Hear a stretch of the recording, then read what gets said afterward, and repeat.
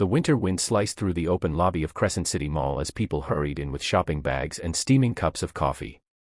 But in the middle of all that weekend rush, a man stood completely still, one hand gripping a torn backpack, the other wrapped protectively around his little daughter's tiny fingers. "Sir, you can't stay here. Please step aside," the security guard said firmly. The man didn't argue. He never did. He simply nodded, lowered his eyes, and gently guided his daughter away. But she tugged back. "Daddy, my feet hurt," she whispered. And that's when everything changed. Because the girl wasn't the only one who saw him. A young woman in a military-style jacket, standing by the escalator, froze. Her eyes widened, first in recognition, then in disbelief.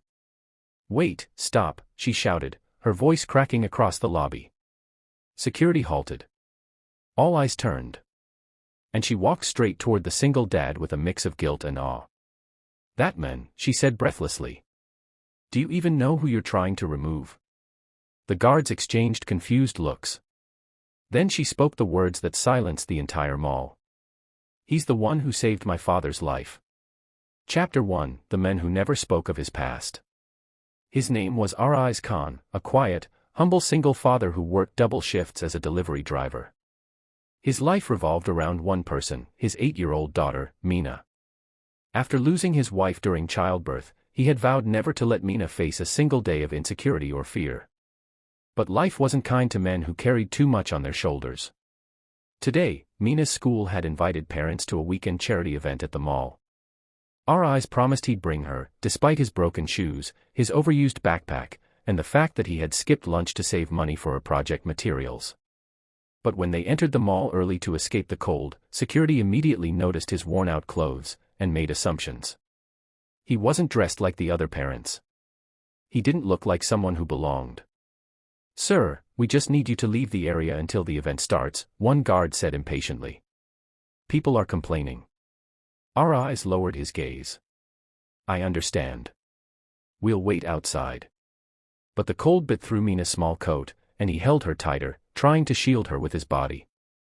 That's when she saw him. Chapter 2: The General's Daughter. Her name was Lana Rayman, daughter of decorated military General Farouk Rayman. She was known for her sharp tongue and colder attitude, someone who rarely showed emotion in public. But today, she looked shaken.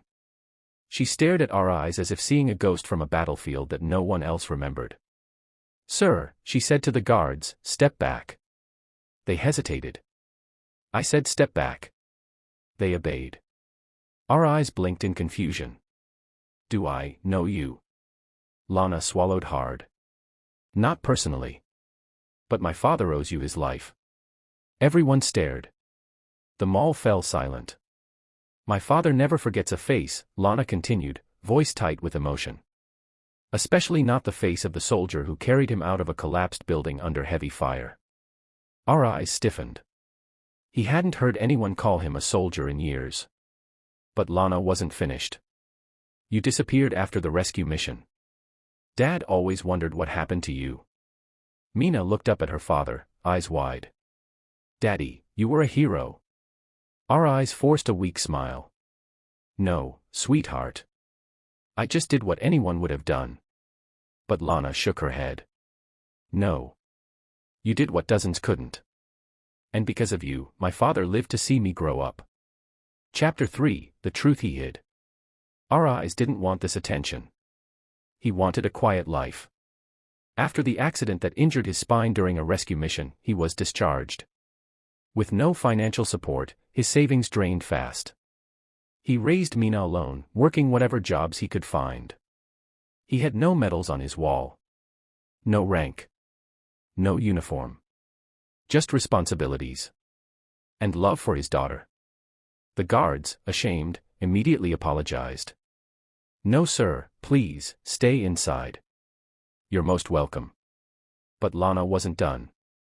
"Do you have a minute?" she asked. Ariz nodded slowly. They sat in the corner while Meena ate the small snack Lana bought her. "You saved my father, yet you're living like this?" Lana asked softly. He shrugged. "Life turned complicated. You should have reached out. My father would have helped. I didn't want help." I wanted dignity. Lana looked at him with new respect, deep, genuine respect she didn't offer many people. You're the most dignified person I've ever met, she whispered. Chapter 4, The Challenges They Faced. But admiration didn't solve everything. R.I. still struggled financially. His back pain worsened. He feared Mina noticing his suffering. And Lana faced her own battles. Her father was in the hospital again, old injuries returning to haunt him. She handled everything alone, drowning in guilt and responsibility. Two people, each carrying pain they never showed. Two strangers connected by a single moment years ago. Fate brought them together again. Chapter 5, When the Past Returns. Just as they stood to leave for the school event, a loud crash echoed from the other side of the mall. People screamed as a decorative metal structure began to fall, right toward a group of children. R.I. didn't think. He couldn't. His instincts roared back to life. He ran forward, ignoring the pain in his spine, and pushed the children away just in time. The metal frame slammed to the ground, inches from where he had been standing. Crowds gasped. Lana froze. Mina screamed, "Daddy!" R.I. staggered, gripping his back. Lana rushed to him. "You saved them, again." He breathed heavily but nodded. Reflex. But everyone saw what he did. Parents. Teachers. Security. School staff. People who had doubted him minutes ago now looked at him like he was made of steel. Chapter 6, The General Arrives. An hour later, a military jeep pulled up to the mall entrance. General Farouk Rahman himself stepped out, leaning on a cane. Lana immediately ran to him. "Daddy, he's here. The men who saved you." The general's eyes softened when he spotted our eyes. "My boy," he breathed. "You vanished before I could thank you. And now you've saved lives again." Our eyes bowed his head. "Sir, please, don't make this a big thing." But the general shook his head. "You carried me on your back while bleeding. You held back a collapsing wall with your bare hands so my team could escape. You nearly died to save men who barely knew your name." The mall grew silent again. General Raymond turned to the crowd. "This man is a hero. And from today onward, he will never struggle alone." Chapter 7, A New Beginning. Within days, the general arranged a full medical treatment for R.I.'s back. A stable, well-paying job was offered to him in the military logistics department. Mina received a scholarship for her education. Lana continued checking on them, forming a quiet bond with Mina, and a deeper one with R.I. For the first time in years, R.I. breathed without the weight of fear on his chest. One evening, while sitting on a park bench watching Mina play, Lana gently said, "You changed my father's life. You changed those kids' lives. You changed mine too." Our eyes turned to her slowly. "How?" "Because you showed me what real strength looks like, quiet, humble, and kind." He smiled, a rare, genuine smile that reached his eyes. Then maybe, it was worth going through everything. Ending message, the heart of a hero. Our eyes never wanted medals. He never wanted applause. He just wanted to raise his daughter with honesty and dignity. But life has a way of returning good to those who give it selflessly. He walked into the mall that morning as an exhausted single dad. He walked out recognized as the hero he had always been. And the world finally saw the truth. The next morning, the city was wrapped in a pale winter fog, the kind that made every breath feel heavier and every movement slower. But inside a small, worn-out apartment on the third floor of an old building, R.I.'s Khan was already awake. Not because he wanted to be. Because pain didn't wait for the sun. He sat on the edge of his mattress, pressing a hand against his lower back. The injury he'd received during the rescue mission years ago had grown worse. Every morning felt like a battle he had to win before the real battles of the day even began. Mina stirred under her blanket. "Daddy, are you going to work?" Our eyes turned quickly, forcing a smile onto his tired face. "Of course, sweetheart. After breakfast, I'll drop you at school." She blinked at him with sleepy eyes full of trust he feared he didn't always deserve. He rose slowly, each step careful. Mina didn't need to know how much it hurt. She didn't need to know that sometimes he walked through his door praying his legs wouldn't give out. She didn't need to know that he had gone to bed hungry again so she could have a full meal. A father's love didn't shout. It carried quietly. A visitor at the door. When our eyes opened the door to leave, he froze. Lana Raymond stood in the hallway. Neat ponytail. Military jacket. Eyes that held a strange mixture of determination and worry. "Sorry for coming without calling," she said quickly. "I needed to see you." Mina waved shyly. "Hi, Miss Lana." Lana knelt to Mina's level and smiled warmly. "Good morning, soldier princess." Mina giggled. Our eyes raised an eyebrow. "Everything okay?" Lana stood up, her expression turning serious. "My father wants to meet you today. Officially. He wants to discuss something important." Our eyes' stomach tightened. "I told you yesterday, I'm not looking for." "I know," she interrupted softly. "And it's not charity. It's respect. Something you deserve." He exhaled slowly. "Let me drop Mina first." "I'll come with you," she offered. Our eyes hesitated, then nodded. The school gate whispers.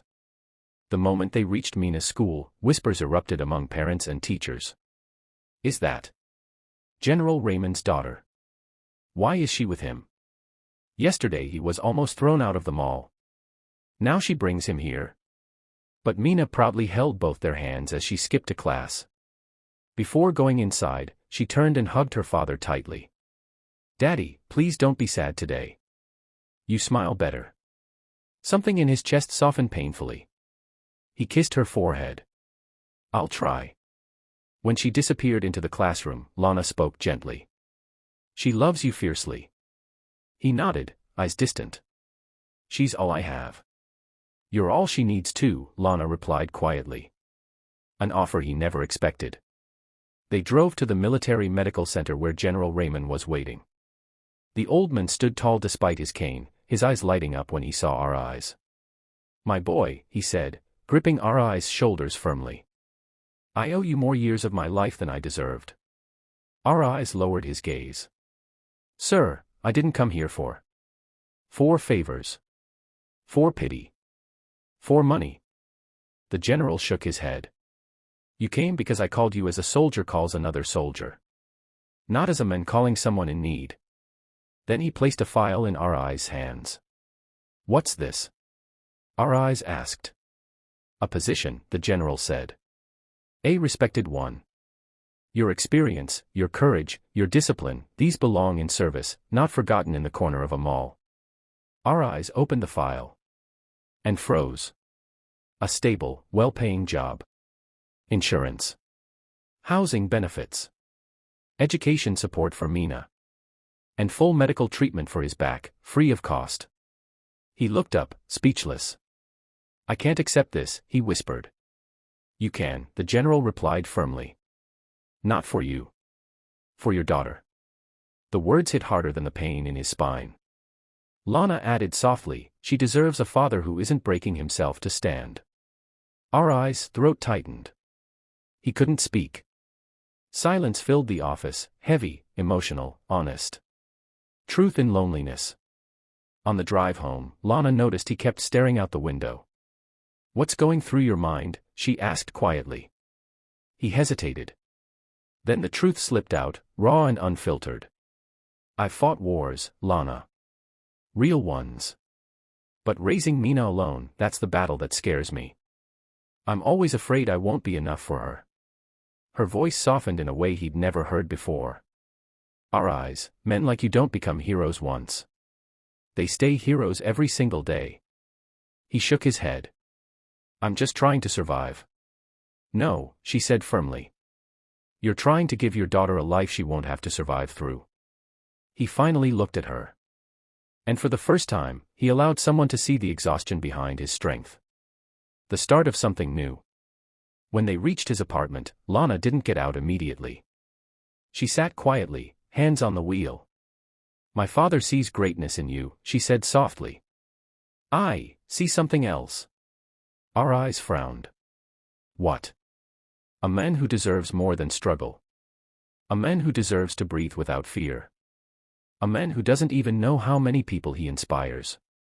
He felt warmth rise in his chest, an unfamiliar, dangerous warmth. Lana, he murmured, almost warningly. She smiled gently. Relax. I'm not asking for anything, except that you stop carrying everything alone.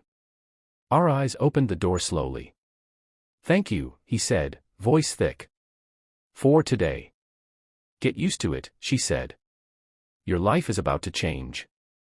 As she drove away, our eyes stood outside his building, feeling something he hadn't felt in years. Hope. Real hope.